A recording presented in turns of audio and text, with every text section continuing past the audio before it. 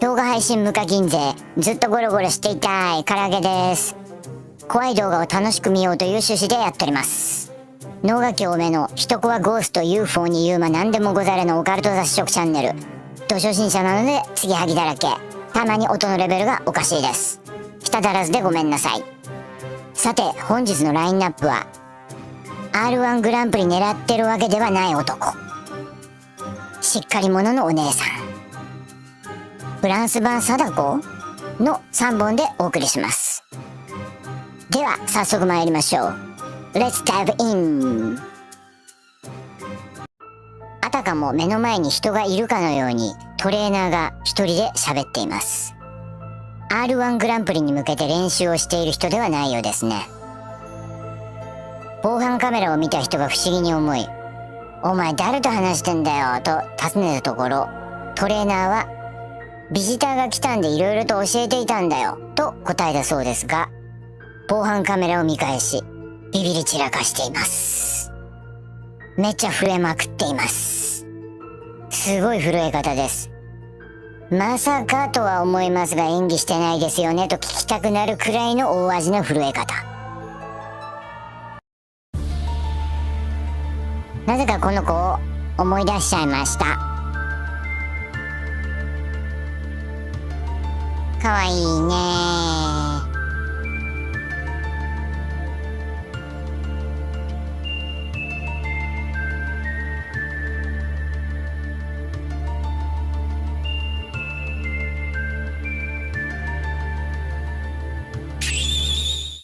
引っ越したばかりの女性、家賃がめっちゃ安かったんでここに決めたそうですが、変なことがたくさん起きるので彼女は動画を撮ることにしたそうです。もう本当にいろんなことがあって参ってるのよと動画を撮っているさなか、まず音を立てながらドアが勝手に開きます。そして次にロッキングチェアが勝手に動き出しました。画角が完璧。幽霊も撮られていることが分かっているのでしょうか。彼女は恐る恐る椅子に近寄り、そこに何もないことを確かめるとすぐにダッシュで逃げました。その後アパートの大家に行ってお金を返してもらったそうです。このしっかり者め、お嫁さんになって。プロジェクトアンバーというチャンネルの配信者の動画です。フランスの山の中で一人でキャンプをしているイギリス人の穏やか系イケメン。私のようなぼっち的な人ではなく、普段はバンライフを YouTube に上げて好んでソロキャンプをしているようです。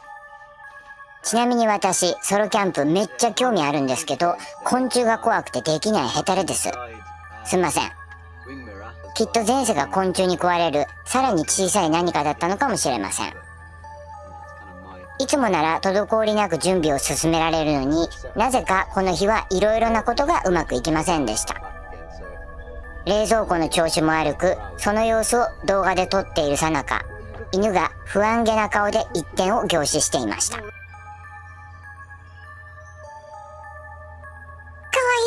いいね。犬に話しかけつつ少し怖がる飼い主。ちなみに私は自他ともに認める陰キャなのですが、たまに間違ってみんなでどっかに行くことがあるんですよ。でも結局溶け込めず、一人でぼーっと一点を見つめている時があるらしく、周囲の人に気味悪がられます。古びた井戸があります。これは不気味ですね。しかもなんかちょっと空いてるし。日本だったら貞子でも出てきそうです。貞子ってマジ怖いですよね。貞子がビキニで出てきても怖いもん。この人もリングを見ているようで、井戸を見た時に貞子を連想して軽くビビっております。そういえば実家にも以前井戸があったなって思い出しました。なんかどっかで見聞きしたんですけど、水脈に沿って霊道がある的なことを聞いたことがあります。知らんけど。あの有名な横澤プロダクションも確か井戸が2つか3つあったとかなんとか言ってましたよね。あれ本当のとこどうなんすかね。すごく信じたいですけれど、ギミックがワンパターンだったり、例に影があるってのも気になるし、一番気になったのはホワイトボードだかなんだかが揺れるときにドーンと音がしたこと。あれは誰かが横からホワイトボードを突いた音なんじゃないかなと思ったりなんかして。そんなに疑うならじゃあどうぞ一晩泊まってみてください。と近藤春菜の横澤さんに言われたら全力で雲隠れします。散策をしているとき、古い井戸のあたりでなんとうめき声が聞こえてきたようです。そして森の中で少女を見たと言ってますね。中世の修道女のような格好をしていて、髪もなく裸足だったそうです。こんな感じでしょうか。ちなみにこの人ではないです。彼はあろうことかボンジョルノ大丈夫ですかと声をかけたそうですが、返事は返ってこなかったとのこと。よく声なんてかけられましたよね。私だったらその時点で悲鳴を上げながら全力で逃げますよ。彼は辺りを散策した後、やはり気になってもう一度チェックすることにしました。でも少女はどこにも見当たらなかった。少女が消えたであろう先には道などなく、うっそうとした森が広がっていたそうです。この時、彼は帰ることを決意しました。しばらくするとまた少女が現れました。しかもありえない場所から。後日彼が言っていたのですが、初め見た場所からあそこへ自分よりも早く行くのは時間的にも距離的にもおかしいとのこと。少女は森の奥の方へ走って消えていったそうです。また貞子の話をしだしました。どんだけトラウマなんでしょう。その時の様子がうっすらでちっちゃいですが、動画に残っていました。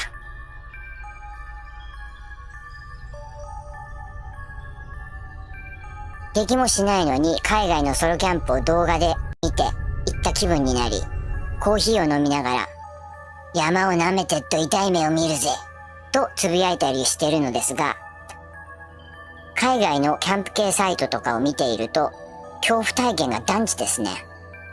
クマ、ピューマ、オオカミ、野犬、オオヤマネコ、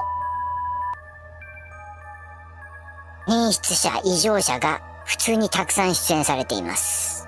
この人が普段やっている配信はホラー系とか廃墟巡りとか、いわゆる怖い系じゃないんですよ。ただただバンライフを明るく楽しく配信している。しかも最後に残った唐揚げを躊躇することなく、いいよ、最後の一つ食べなよ、とウインクをしながら言いそうなナイスガイの充実マンなので、嘘をつくようには思えないんですよね。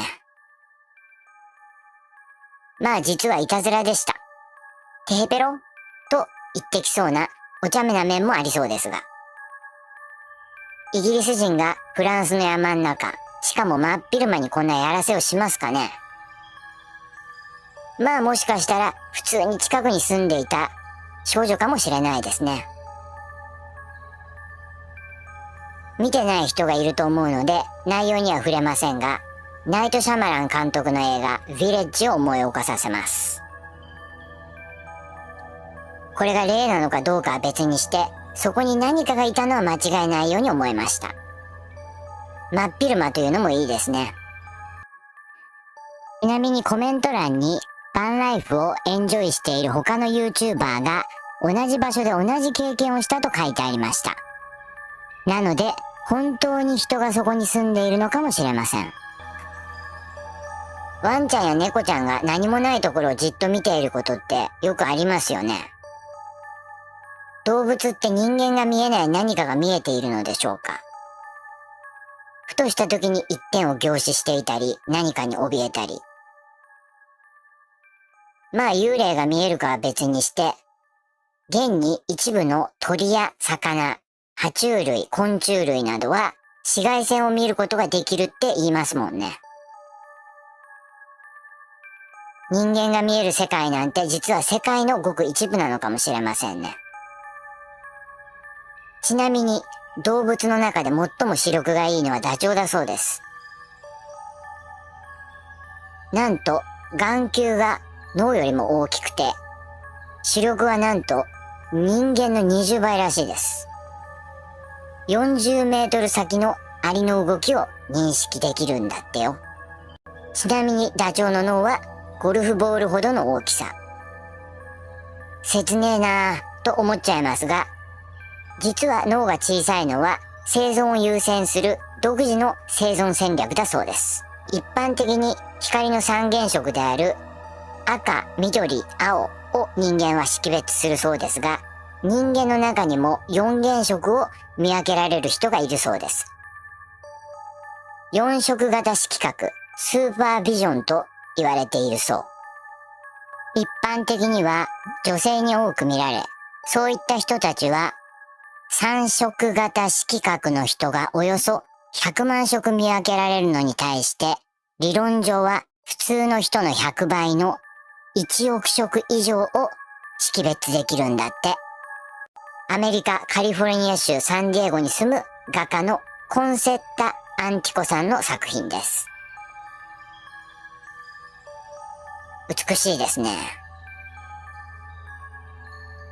なんか霊感ある人たちもそんな感じで、普通の人が見えないものが見えているのかなと勝手に解釈しています。まあ世に出ている霊媒師と言われている人たちの 99% は勘違いか嘘だと思っています。1% もいないかもしれませんね。信じるとか信じないとかではなく、わからないという領域にあるので、ロマンを持ちつつ今後事態がどう展開するのか静観していきたいなと思ってます。静観といってもマッサージの方ではないですからね。勘違いしないでください。話は戻りますが、何にせよやっぱキャンプは怖えです。